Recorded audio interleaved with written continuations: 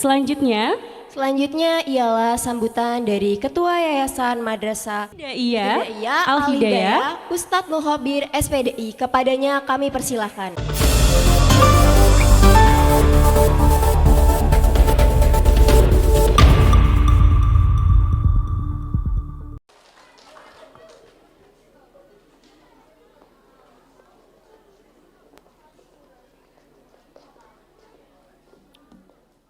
Bismillahirrahmanirrahim.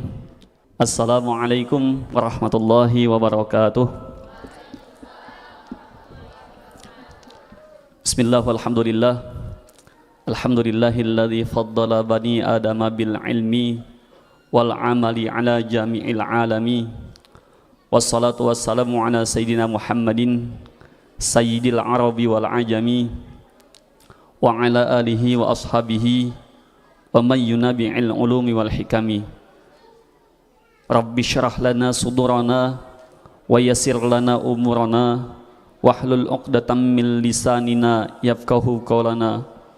Radina billahi rabba wa bil islami dina wa bi Muhammadin nabiyya wa rasula.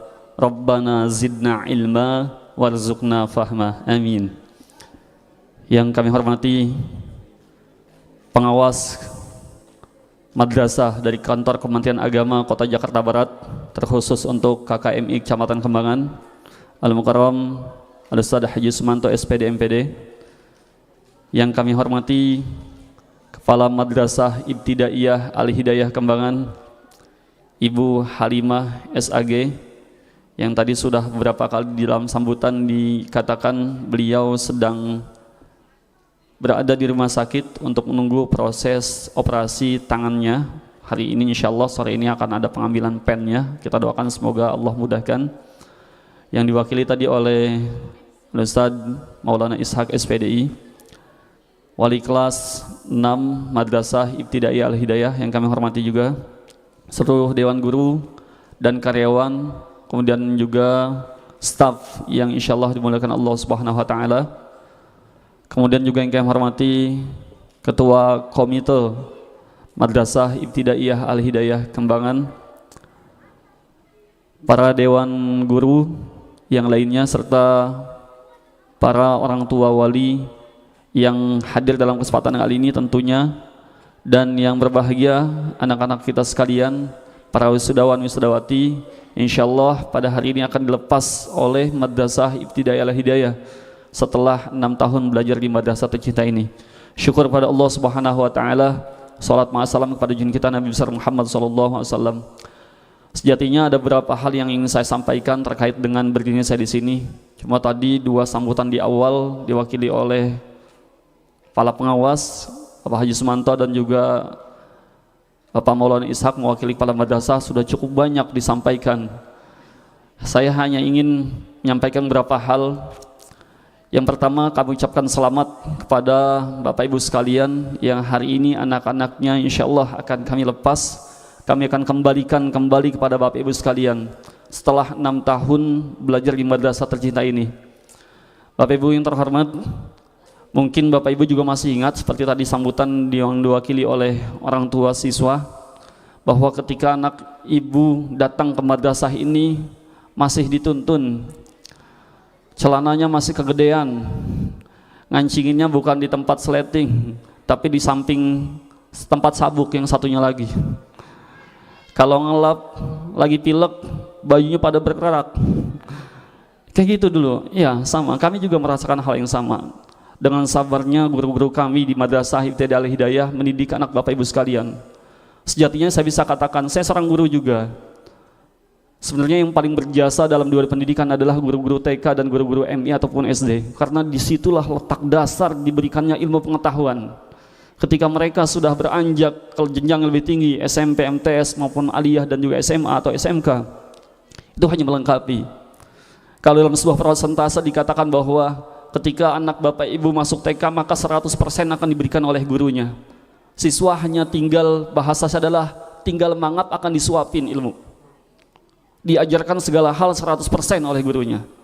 Tapi kemudian ketika beranjak ke jenjang berikutnya, ke sekolah MI, SD dan sebagainya, maka sudah ada usaha yang dilakukan Perbandingannya kurang lebih 75% dengan 25%. 75% diberikan oleh gurunya, 25% mereka cari sendiri. Dengan cara apa? Ada penugasan, ada PR dan sebagainya. Ketika mereka masuk jenjang lebih tinggi lagi di SMP, maka persentasenya akan setengah dengan setengah, 50% banding 50%. 50% mereka belajar dengan diberikan oleh gurunya, 50% lagi akan diberikan oleh mereka sendiri. Mereka akan cari sendiri. Dan ketika mereka nanti di tingkat SMA atau SMK dan sejenisnya aliyah, maka kebalikan dari SD, 25% dari gurunya dan 75% dari mereka sendiri. Tapi ketika mereka kuliah, maka akan kebalikan dari TK, yang TK 100% dari gurunya, tapi ketika kuliah mereka 100% akan cari sendiri. Gurunya hanya sekedar menambahkan jika diperlukan, jika tidak selesai, kayak gitu. Nah, saya mengibaratkan madrasah ini sebagai sebuah pohon buah yang rindang, yang ketika panas orang yang ada di bawahnya akan merasa adem, tidak kepanasan. Dan ketika buahnya banyak dan berbuah, semua orang yang ada di bawah naungan pohon itu akan mendapatkan nikmatnya, akan mendapatkan buahnya. Dan itulah MI Al-Hidayah. Bapak Ibu sekalian, terkait belajar memang butuh waktu yang panjang. Kita sering belajar dalam kitab Ta'limul Muta'alim. Ada berapa saya tanya ini? Ada yang ingat gak syarat menuntut ilmu di dalam kitab Ta'limul Muta'alim? Ada 6. Apa yang pertama? Zakaun. Yang pertama apa? Harus cerdas. Kalian sebagai penuntut ilmu harus cerdas. Kalau tidak cerdas susah nangkap ilmu. Kalau kita teringat dengan makalah yang dikeluarkan oleh Imam Syafi'i radhiyallahu an, dikatakan apa? Al-ilmu nurun wa nurullahi la yuhda illal ashi. Ilmu itu cahaya, dan cahaya tidak akan bisa masuk pada orang-orang yang bermaksiat. Maka untuk menghindari kita maksiat, jangan berbuat maksiat. Dan ketika kita berhasil menghindari maksiat, maka kemudahan dalam belajar akan kita dapatkan, dan tentunya kecerdasan akan kita peroleh. Dan itulah harapan kami. Yang kedua apa yang kedua? Setelah zakaun, wahirsun. Hirsun apa hirsun? Hirsun itu kemauan yang kuat. Kalian harus punya kemauan yang kuat untuk belajar dan terus berkembang.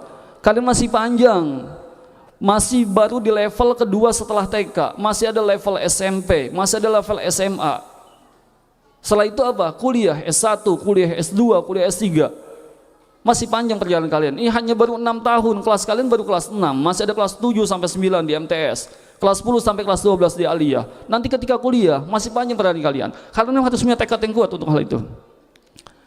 Yang ketiga apa? Wastibarun, sabar. Kuncinya adalah sabar. Nuntut ilmu nggak boleh tergesa-gesa dengan pengen cepet pinter kayak makan cabai langsung pedes, kayak main home pimpa kanan kiri langsung terbalik. Nggak bisa kayak gitu, butuh waktu. Nanti di terakhir ada waktu yang lama, tulis zaman. Setelah sabar apa? Bulghah, bulghatin. Apa bulghah? Bulghah itu biaya. Bapak Ibu nih, Bapak Ibu, ingat nih, belajar itu butuh biaya. Jadi jangan kemudian terframing, terkotakan dengan sekolah sudah gratis kok banyak ABCD-nya. Nah ini tanda kutip nih. Saya punya kisah nih, Bapak Ibu tolong perhatikan. Ini kisah insya Allah buat kita semua bermanfaat. Ada seorang ulama besar yang kita kenal dengan Al-Imam Al-Ghazali. Kenal dengan tokoh Imam Ghazali? Kenal ya, tokoh tasawuf ya. Tasawuf yang kemudian menjadikan dasar di Ahlus Sunnah wal Jamaah mengambil tasawufnya dari Imam Ghazali. Imam Ghazali pernah kedatangan seorang wali murid beserta anaknya. Apa yang kemudian dilakukan oleh orang tua itu? Sama seperti halnya ketika Bapak Ibu memberikan anak Bapak Ibu kepada guru-guru ketika masih kelas 1. Wahai syekh, wahai imam, saya titip anak saya, terserah mau diapain. Bapak Ibu tolong dengar ini kisah insya Allah inspiratif nih. Saya titip anak saya, silakan dididik, diapain aja terserah. Kata Imam Ghazali, karena ini bukan murid pertama, artinya banyak ratusan bahkan ribuan muridnya gitu kan. Saya terima, oke, karena akadnya begitu, silakan dididik, silakan diapain aja terserah. Nah kemudian Imam Ghazali dalam mendidik cukup unik, tanda kutip cukup unik. Si anak bukan suruh hitung, baca, tulis, ngapal, enggak. Suruh ngapain? Suruh ngambil air dari sawah, dari sumur untuk isi ke kolamnya. Kemudian apa lagi? Kalau Imam Ghazali makan, dia nungguin di depannya, suruh tungguin, diam di situ. Ngapain? Sisa dari Imam Ghazali yang nggak habis dikasih makan ke dia. Jadi kalau makan ayam tuh setengahnya dimakan, setengahnya kasih si anak itu. Kalau minum air, airnya banyak, diminum setengahnya, setengahnya dikasih itu. Itu bukan berhari-hari, berminggu-minggu, berbulan-bulan. Sampai mohon maaf, ada orang yang nggak seneng dengan Imam Ghazali dalam tanda kutip, kemudian melaporkan kepada orang tua. Bahasa kita nih, pakai bahasa kita. Bu, Pak, Bapak tahu nggak anak Bapak dikasih ke Imam Ghazali diapain? Suruh makan sisa, minum minuman bekas. Apa benar katanya? Iya, kalau nggak percaya nanti tanya aja.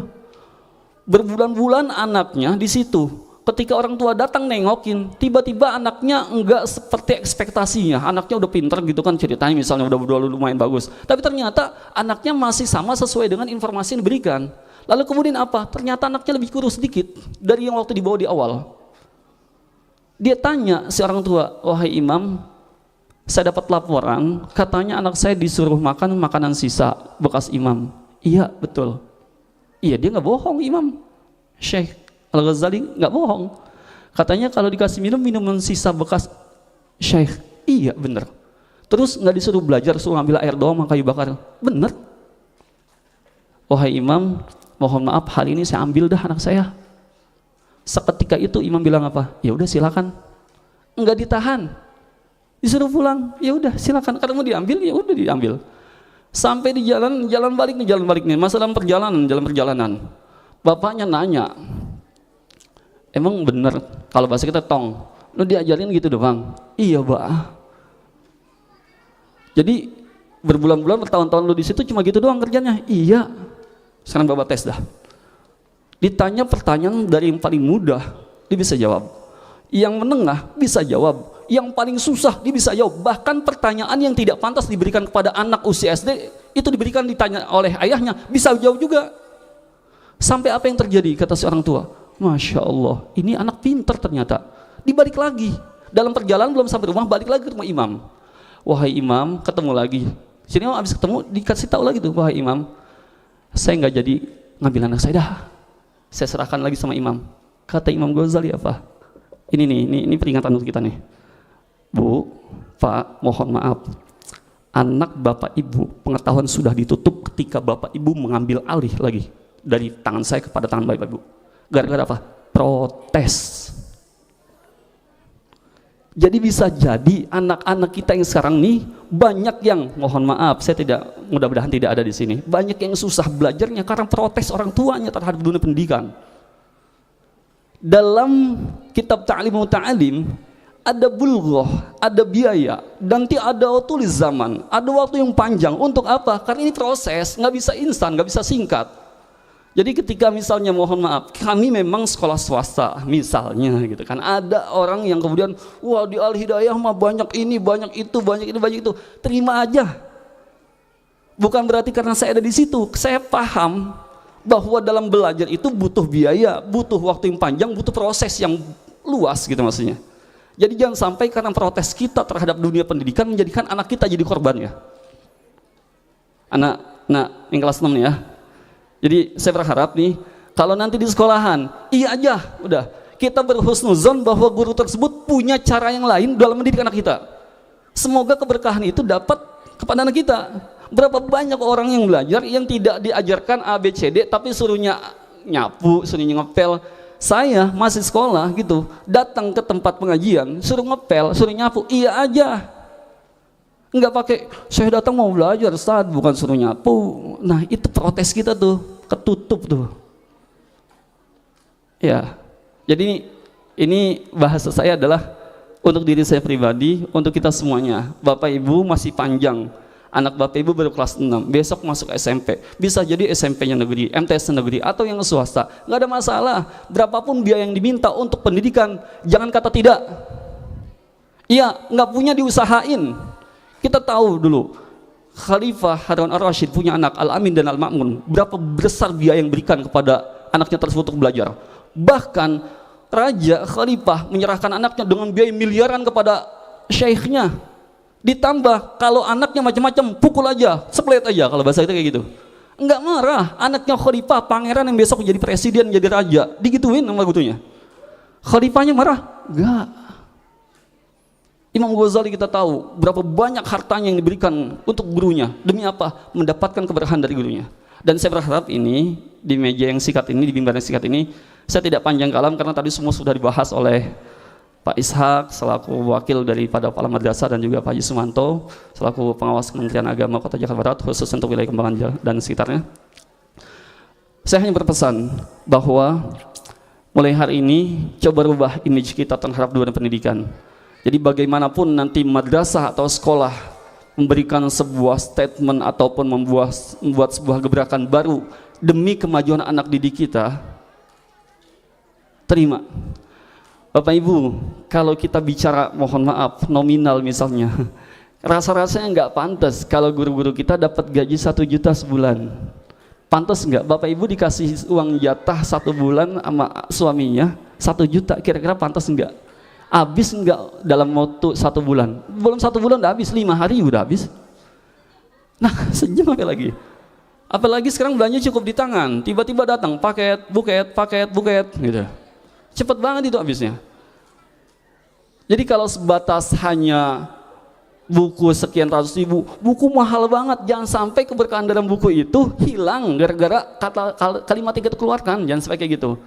Buku berapa? 90 ribu, bayar, kalau perlu 100. Buku berapa? 30 ribu, bayar, kalau perlu 50. Jadi untuk merubah image kita, saya bicara untuk merubah image kita, jangan sampai gara-gara hal itu otak kecerdasan kita tertutup karena kritisnya kita terhadap dunia pendidikan. Dah nggak panjang kalam dah karena acara sudah menunggu. Setelah ini saya ucapkan selamat sekali lagi. Kami mohon maaf mewakili yayasan. Kami doakan yang terbaik untuk putra putri anak ibu sekalian. Perlu Bapak Ibu ingat bahwa para guru itu tidak pernah lepas mendoakan anak muridnya. Tidak ada kata yang bisa, tidak ada kalimat mantan murid. Tidak ada hal itu. Setiap guru pasti dalam sholatnya, dalam tahajudnya, dalam sholat ini mendoakan, ya Allah berikan kemudahan pada murid-murid hamba, murid-murid saya dalam belajar. Doakan pasti. Dan jangan lupa Bapak Ibu dan anak sekalian juga harus mendoakan gurunya. Karena kata Imam Ghazali, guru itu, maaf, orang tua itu ada 3. Orang tua yang melahirkan kalian, itu mengenalkan kalian pada dunia. Siapa dia? Ayah dan ibu kalian. Yang kedua, mengenalkan kalian pada akhirat. Siapa? Guru-guru kalian di depan ini. Yang ketiga, yang akan menikahkan kalian nanti. 3 orang tua kalian yang harus kalian hormati. 1 yang melahirkan kalian, ibu bapak kalian. 2 yang mengajarkan kalian ilmu agama, yaitu guru-guru kalian. Dan yang 3 adalah orang yang nanti akan menikahkan kalian. Dan itu juga orang tua kalian. Waalaikumsalam. Assalamualaikum warahmatullahi wabarakatuh.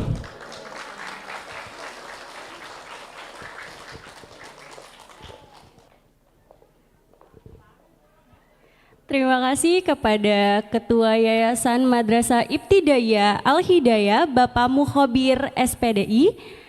Selanjutnya, Syahidah sejati, siapkanlah dirimu, gagah berani, belajar pendidikan Islami.